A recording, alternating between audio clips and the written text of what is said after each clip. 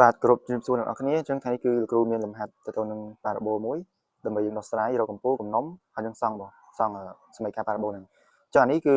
គេឲ្យសមីការទូទៅនៃសមីការប៉ារ៉ាបូលហ្នឹងអញ្ចឹងយើងត្រូវបំលែងវាឲ្យទៅចូលទម្រង់ស្តង់ដាអញ្ចឹងយើងមើលx នេះគឺការ៉េអញ្ចឹងមានថាយើងបំលែងអញ្ញត្តិ x ហ្នឹងឲ្យចូលរមុនដល់ពេល y នេះមានការ៉េយើងទៅបោះមកខាងនេះមករមុនប៉ារ៉ាបូលយើងមាន2រមុនទី1គឺអាចឆ្លោះ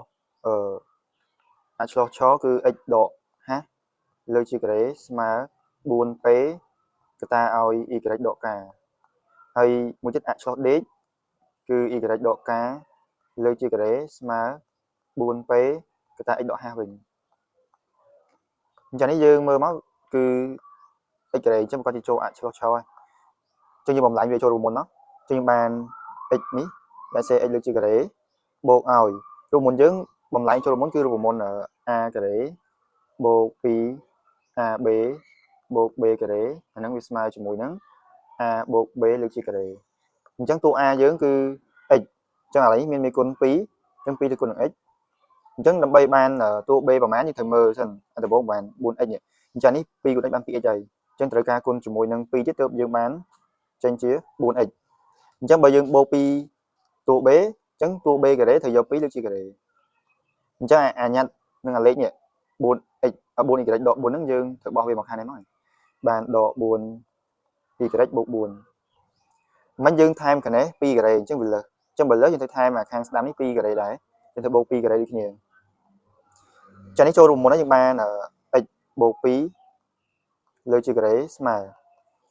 អានេះបានដក 4y បូកឲ្យអានេះ2ការ៉េ4 4បូក4បាន8អញ្ចឹងយើងអត់ទុកប៉ុណ្្នឹងទេយើងធ្វើតទៀតយើងចាប់ដាក់សង្កេតមើលមេគុណរបស់ y រូបមុនរបស់យើង y នេះគឺយើងត្រូវទាញដើម្បីឲ្យវាសមមេគុណ1ទេអញ្ចឹងបើវាមានមេគុណនេះដក 4y អញ្ចឹងត្រូវចាប់ដក4ជាកតាអញ្ចឹងចាប់ដក4ជាកតាហើយសល់ y អានេះចាប់8នេះបូក8ចាប់ដក4អញ្ចឹងសល់ដក2អញ្ចឹងសមីការយើងមានរាងអីមានរាង x ដក h លើជាការ៉េស្មើ 4p កតាឲ្យ y ដក k អញ្ចឹងយើងទាញបាន h របស់យើងគឺស្មើដក 2 k យើងស្មើ2ហើយបាន h ស្មើដក 2ដោយសារតែរូបមុនយើងដកដល់ពេលបូកនឹងអញ្ចឹងមានថាដក h ស្មើ2អញ្ចឹង h ស្មើដក 2បន្ទាប់មក 4p យើងគឺស្មើជាមួយនឹងដក 4អញ្ចឹងនាំឲ្យ p យើងស្មើដក 1យ៉ា p យើងស្មើដក 1បន្ទាប់មកយើងមើលប៉ារ៉ាបូលយើងគឺមានប៉ារ៉ាបូលមានអឆ្លោះ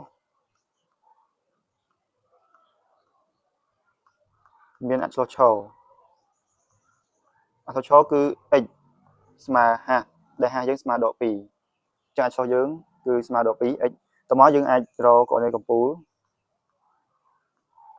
ចឹងកម្ពូលទោះអាចឆ្លោះដេកក៏ដោយឆក៏ដោយវ័យហ្នឹងគឺកណេវា hk រហូតអត់មានប្រែប្រួលទេអញ្ចឹងវាស្មើនឹងអី h យើងដក 2k យើង2តែកំណុំគឺវាត្រូវបូកថែម p កំណុំវាត្រូវបូកថែម p ហ្នឹងបូកខាងណាយើងមើលរូបមន្តយើងនេះតើ p នេះវានៅជាមួយអីនៅជាមួយ k ឬនៅជាមួយ h នេះវានៅជាមួយ k អញ្ចឹងបើនៅជាមួយ k មានថាវាត្រូវបូកខាង k អញ្ចឹង h គឺទុកដដែលអញ្ចឹង k ត្រូវបូកជាមួយនឹង p អញ្ចឹងស្មើ h យើងដក 2 k យើង2បូកឲ្យ p យើងហ្មង p យើងដក 1អញ្ចឹងដក 1អញ្ចឹងស្មើដក 2 1តមកសមីការបន្ទាប់ប្រាប់ទិស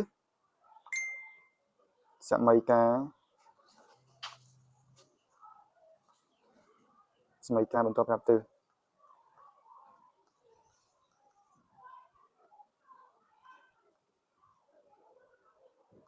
ចឹងទៅតាមសមីការបន្ទាប់ប្រាប់ទិសយើងមើលទៅលើរូបមន្តរបស់យើងបើសិនជាx ការ៉េអញ្ចឹងអាចឆ្លោះវាគឺ x ដល់ពេលសមីការបន្ទាប់ទិសយើងយក y វិញអញ្ចឹងបើអាចឆ្លោះយើងយក x សមីការបន្ទាប់ប្រាប់ទិសយក y ហើយ y គូអី y គូ k អញ្ចឹង y ហ្នឹងគឺស្មើជាមួយនឹង k ដក p ដែល k យើងស្មើ2ដក p យើងដក1អញ្ចឹងស្មើ3 តមកយើងអាចសង់ដល់ឡើងសង់តែសង់យើងត្រូវឲ្យតារាងជំនួយដែរ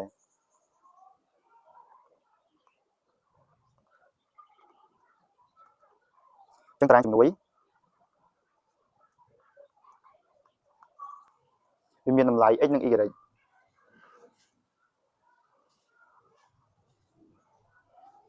អញ្ចឹងតារាងជំនួយនេះដែរយើងឲ្យតម្លៃយើងឲ្យប៉ុន្តែយើងឲ្យខាងណាគឺទៅមើលរូបមន្តដែរបើសិនជា x និងការ៉េយើងត្រូវឲ្យតម្លៃ x ព្រោះឲ្យវាទៅវាស្រួលបើយើងឲ្យ y យើងទាញរកទៅ x ជាប់ឬការ៉េពិបាករកអញ្ចឹងបើការ៉េខាងណាឲ្យអាខាងហ្នឹងទៅយើងឲ្យហើយឲ្យគឺនៅក្បែរជាមួយនឹងអាចឆ្លោះយើងគឺ x ស្មើដក2អញ្ចឹងយើងឲ្យ x អញ្ចឹងយើងឲ្យតូចជាងដក2 2លេខធំជាងដក2 2លេខមកអញ្ចឹងតូចជាងដក2 2លេខវាមានដក3ដក4អញ្ចឹងដក3ដក4ធំជាងដក2 2លេខមានដក1និង0ហើយយើងជំនួសតែ2លេខខាងនេះក៏បានខាងនេះក៏បានដែរគឺបានហើយព្រោះអា2នេះវាឆ្លោះគ្នាហើយអា0ឆ្លោះជាមួយ4អញ្ចឹងវាស្មើនឹងគ្នាទេអញ្ចឹងឥឡូវយើងសាកជំនួសបើសិនជា x ស្មើ0ជួយចូលសមីការដែរក៏បានបើ x ស្មើ0អានេះ0 0អញ្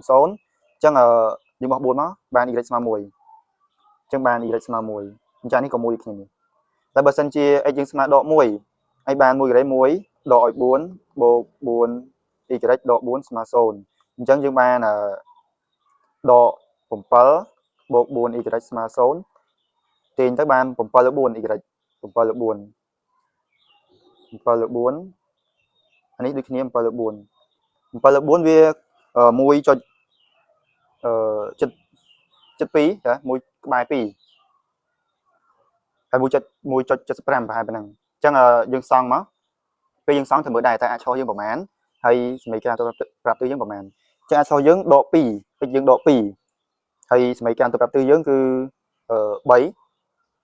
អញ្ចឹងរូបនឹងវារៀងខិតមកក្រោមអញ្ចឹងយើងគួរតែទុកអាផ្នែកវិជ្ជមាននៅរៀងតូចបានហើយ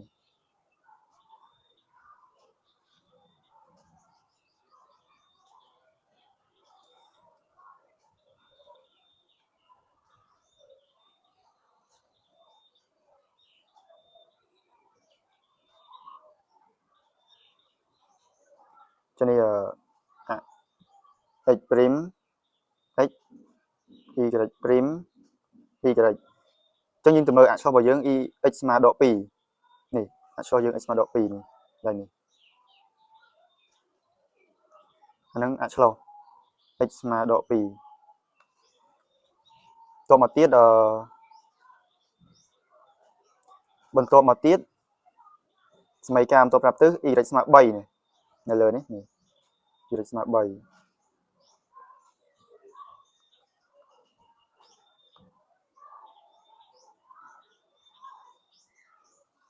ចឹង1 2 3ដក1ហើយ0ហើយដក2ដក3ដក4ឥឡូវយើងមើលកម្ពស់របស់យើងអីគេដក2 2នេះដក2 2នៅលើនេះដក2 2នៅលើនេះកន្លែងនេះគឺកន្លែងកម្ពស់កំណុំរបស់យើងដក2 1នេះនេះដក2 1ហ្នឹងកំណុំតម្លៃយើងឲ្យមិញពេល x យើង0 y 1នេះកន្លែងនេះដល់ពេលដក4 1ដូចគ្នានេះកន្លែងនេះហើយពេល x យើងដក1វាក្បែរ2នេះទៅនេះអានេះដូចគ្នាដក3វាឆ្លោះគ្នាបាទអញ្ចឹងយើងអាចសង់បានហើយនេះចម្រងវាបែបអញ្ចឹង